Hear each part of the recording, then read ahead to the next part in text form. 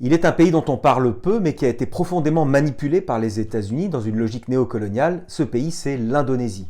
L'Indonésie a longtemps été une colonie des Pays-Bas, mais ce pays a obtenu son indépendance en 1945 et son premier président, qui s'appelait Sukarno, espérait lui aussi avoir un développement autonome pour son pays, sans ingérence extérieure, ni de la part de l'Occident, ni de la part de l'Union soviétique d'ailleurs. Mais c'est mal connaître les services secrets américains qui évidemment voulaient faire de l'Indonésie une sorte de base stratégique face à la Chine communiste, et surtout, vous allez voir, mettre la main sur les ressources, sur les matières premières dont ce pays regorge. Donc, comme d'habitude, la CIA organise un coup d'État, c'est en 1965, et met en place un militaire qui s'appelle le général Suharto. Et avec des armes américaines, bien sûr, Suharto a immédiatement envoyé des escadrons de la mort pour faire les premiers massacres, des dizaines de milliers de personnes, et la CIA tenait scrupuleusement le registre de tous ces massacres. Et Suharto est même allé encore plus loin parce qu'il a recruté des dizaines de milliers de jeunes hommes, il les a formés rapidement à l'assassinat politique et il les a envoyés dans tout le pays pour nettoyer l'Indonésie des communistes. Ils sont armés de machettes, de massues, de pistolets et ils ont assassiné en quelques mois seulement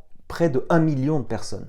Rien que sur la petite île paradisiaque de Bali, il y a eu 100 000 personnes qui ont été tuées, c'est quasiment 10% de la population de l'île. Tout le pays était littéralement tétanisé et complètement terrorisé par ces escadrons de la mort. Une fois ce militaire pro-américain mis en place et une fois que la population a été complètement terrorisée, c'était le moment pour ouvrir le marché aux entreprises occidentales. En 2 ans seulement, une poignée de multinationales se sont accaparées toutes les richesses du pays, le pétrole, le cuivre, le bois et le caoutchouc. C'est ainsi que pays après pays, tous les espoirs de véritable indépendance et de développement autonome des anciennes colonies ont été complètement anéantis.